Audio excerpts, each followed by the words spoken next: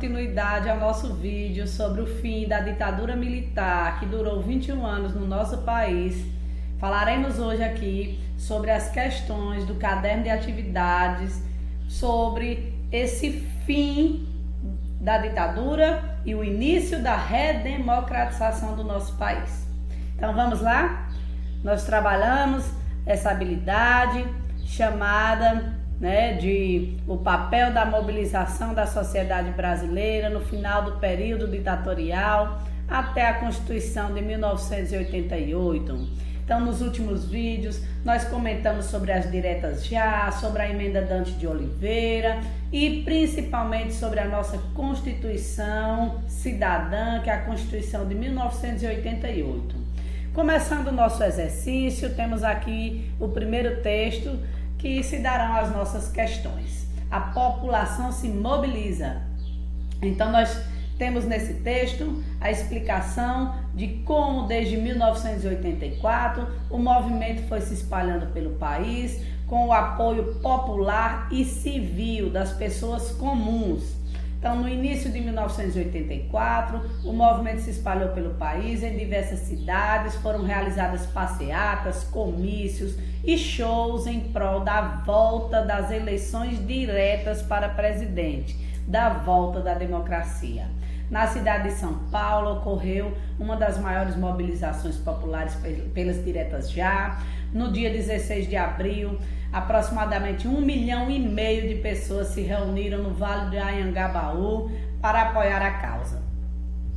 Nesse ato, a favor da democracia e da abertura política, vários setores da sociedade se uniram e cantaram o hino nacional, marcharam pelas ruas, vestiram as cores verde e amarela e divulgaram cartazes e folhetos, tudo pedindo a volta das eleições diretas e da democracia. A campanha das diretas foi sem dúvida a maior mobilização popular da história do país, se medida pelo número de pessoas que nas capitais e nas maiores cidades saíram às ruas. E aqui a gente cita alguns órgãos, por exemplo, a Associação Brasileira de Imprensa, a AB, a OAB, que é a Ordem dos Advogados do Brasil, cantores também, artistas de televisão, todos se uniram nessa causa da volta da democracia e das eleições diretas. E aí nós temos a primeira questão, sobre o movimento das diretas já e o retorno à democracia. Responda. Letra A. Qual foi a importância do movimento para a redemocratização? Explique. Ou seja, a redemocratização, para a volta da democracia, para a volta das eleições diretas, na qual o povo elege o seu representante. Letra B. O historiador Leandro Carnal, professor da Unicamp, muito respeitado, grande historiador, em entrevista colocou a seguinte afirmação: quando eu vejo alguém defendendo a volta dos militares, eu me sinto no dever de explicar o que é o arbítrio, o que é cassação de direitos, como o habeas corpus, o que foi o AI-5 e o que é tortura de mulheres grávidas, o que é o fim da liberdade de imprensa, o que é a barbárie da concentração de renda durante a ditadura militar. Então, aqui ele está resumindo tudo que nós vivemos nos 21 anos de ditadura militar. Diante de tais fatos históricos, existem razões para retorno da ditadura? E aí é uma pergunta pessoal, de acordo com o conteúdo que vocês devem dissertar nessas linhas a seguir sobre o retorno de uma ditadura. Seria bom ter novamente mulheres grávidas torturadas, pessoas perseguidas, pessoas expulsas do seu país, o direito do habeas corpus restrito, sem ter condições de ter a liberdade de volta, a cassação dos direitos políticos, ser instaurada a barbárie novamente, uma minoria continuar concentrando as riquezas do país em suas mãos. A outra questão é sobre a emenda Dante de Oliveira, que foi o primeiro passo para, nós termos depois a volta da Constituição sendo criada, né, e respeitada. Então aí foi só o primeiro passo. A Constituição ela só vai ser promulgada em 1988, né, marcando de fim o fato, né, do fim da ditadura e o início da democracia. Então a emenda encaminhada ao Congresso no dia 2 de março de 1983 pretendia alterar o artigo 74 e 148 da Constituição Federal, instaurando a votação direta para presidente. Então tá bem claro, né? A emenda Dante de Oliveira, ela queria a votação direta para presidente, e não o QI, o que indique, né? E aqui nós temos, de fato, né, o artigo 74 e o comentário. Apresentamos esta emenda com o intuito de restabelecer a eleição direta para presidente e vice-presidente da República, o que consolida, né, o direito constitucional brasileiro. Letra A. Sobre o texto acima responda. O que significa sufrágio universal? O que esse termo sufrágio universal traz? A ideia de quê? Então, ó, nós temos aqui, eu vou até voltar um pouquinho sobre o sufrágio universal, que diz bem assim. Deixa eu marcar aqui com a caneta.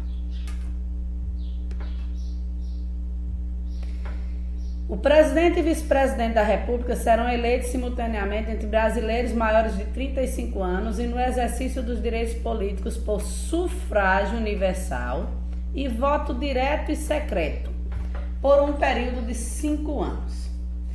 Se o sufrágio é universal, a ideia de universal é uma ideia de que é para todos. Então, o sufrágio político, quando eu digo hoje em dia, todos a partir de 16 anos podem tirar o título de eleitor e votar. O sufrágio ele é universal.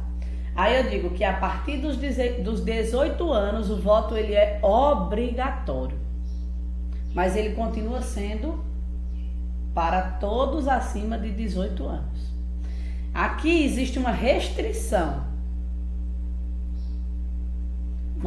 onde ele diz que é só para maiores de 35 anos e no exercício dos direitos políticos. Então, é exatamente essa reflexão crítica que vocês vão ter que ter para responder a questão sobre o sufrágio universal. Letra B. O que é proposto na emenda Dante de Oliveira a respeito das eleições para presidente e vice-presidente? Essa daí tá muito fácil, é só tirar de lá e colocar aqui, né? O que é que ele diz sobre presidente e vice-presidente a partir da emenda Dante de Oliveira? Como é que tem que ser eleito esse presidente e esse vice-presidente? Letra C. Qual a diferença entre eleição direta e eleição indireta?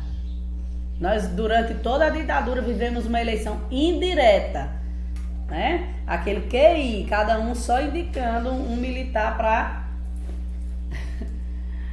para governar, né? Bem fechado. E a eleição direta a gente escolhe os nossos representantes. Então, caprichem na resposta de vocês. E aqui as charges que nos dizem muito criticamente.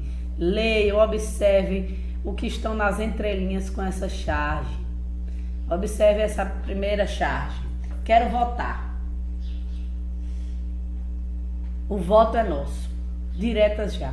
Queremos votar. Aí do outro lado, na mesma charge diz assim: gaviões das direitas, não ria de mim, a bombinha e a caveira. Aí, vote ou deixe. Pense nas diretas já. E na segunda charge